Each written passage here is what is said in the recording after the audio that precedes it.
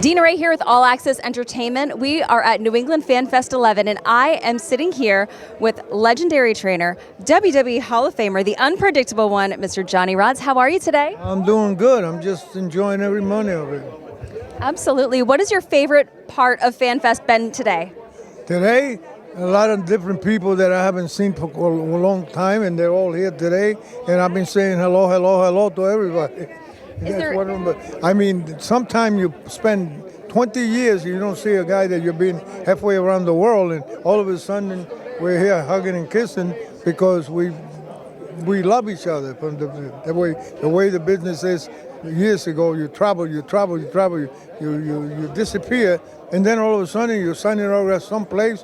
Oh, yo, where you been? Blah, blah, blah. You never lose that touch. No, it's such a tight-knit community. That's the greatest. But, take an old, I don't know, a little old man like myself, and I did some miles. If I had a dollar for every mile, I'd be a millionaire. Right? No, you have had such a legendary career. So you earned the unpredictable title. So, yeah, where did that come from? Well, no, that comes from one of the bosses himself, Vince McMahon Jr. And up in Pennsylvania years ago, and I'm talking about quite a few years, when he finally took over, not even when he took over, before he took over, he was always the commentator, and he sits there up in the morning, and I'm in the ring, and no matter what time, when it was, or what matches, he would say, "Here comes the unpredictable one. This guy you never know where he's going to do. He's very unpredictable." He kept saying that, but what happens with the fans when they hear something being repeated, now the people start believing that that's an unpredictable one. So that's how it started, and there's only one the unpredictable Johnny Rodz. Absolutely, a fan favorite for sure. Now, you wrestled during, I'd say, wrestling's golden era. What was your most memorable opponent? Boy, I wish, like I said before, I wish I have a dollar for every mile I did. How many opponents that I went in the ring? The guy that I have most fun in the ring would be Andre the Giant. Yeah, I had a lot of fun with Andre the Giant, and it's funny. I could be in the ring with a partner against him, 2 against 1, or maybe 3 against him. He will take the other 2, throw them out, and then he said, "You and I are going to play." So you could say that's one guy that I really enjoy being in the ring and not even be afraid of it. Absolutely. And so you also had some great experiences with Captain Lou. Any memories of Captain Lou that you'd like to share? Yeah, I have a good one. A long time ago, we're coming up from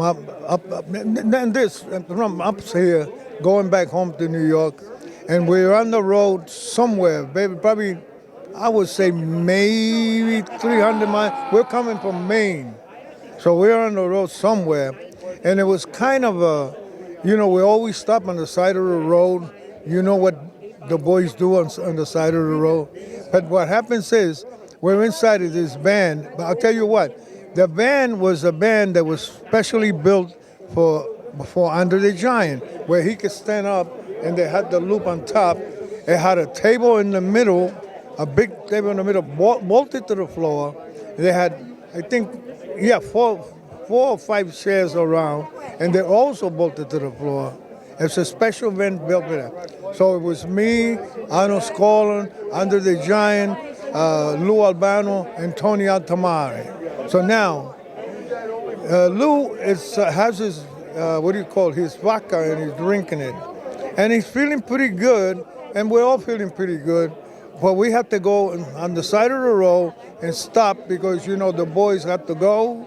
But what happened is, I said, I want to go, and I walk out of the door. Now, they pull over to the side, and, it's like it was wet the night before, or maybe it was raining, and there's a little slide down into when you stop in there.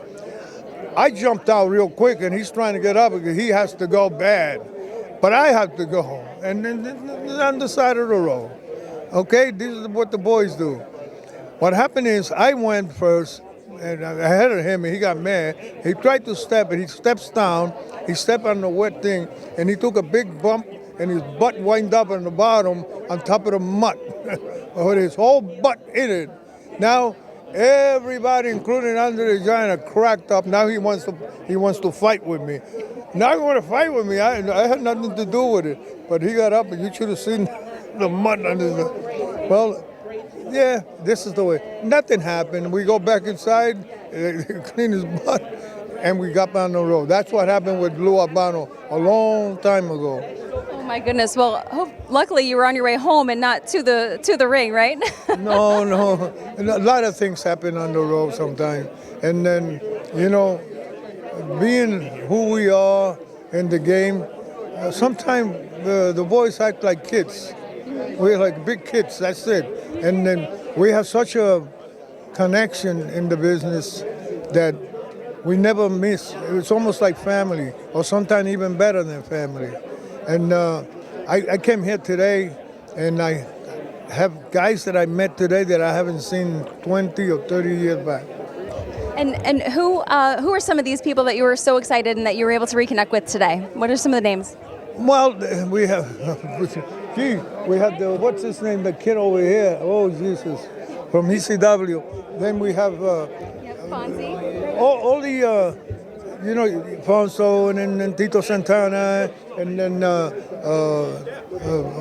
what's his name, the fellow way down the corner over there.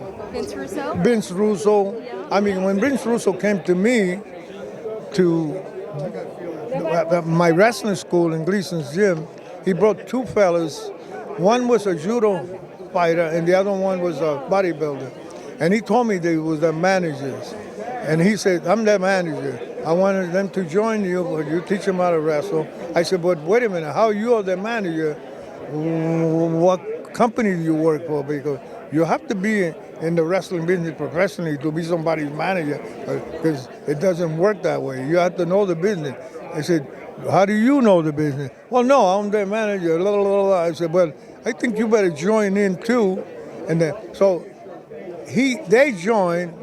He joined. 2 months or 3 months later, they're gone. He stayed. He became a star. I told him that today. I said, you're still here. What happened to the two guys? He said, I have no idea. And that's the way it is with the business. And there's a million story. It is what it is. I'm going to be 85 years old. And I don't know. Like I said, if I had $1 for every mile, now I tell the doctor, Doc, what's going to happen? He said, Nantan, just take your pills. Make sure that you keep it straight. My wife here, who's my nurse, she makes sure that all my pills are put together. And then I guess between her and the doctor and myself, we stay alive. He said, well, what about if I have to go to the dentist? I take blood thinners. He says, you're either going to look pretty or you're going to die. Because blood thinners, if you stop. So this is the part that the unpredictable Johnny Rodz, who's been in the business, I don't know, since I was 14 years old. And this month, on May 16, I'll be 85. And I'm not ashamed to say it. I'm still kicking. I'm a robot. But God is good to me, and that's it. Keep going. Well, happy early birthday to you, and thank you so much for sharing your stories, for sharing your time, and most of all, for just being such an incredible influence here in the amazing world of wrestling. So we thank you for all that you've given to the business.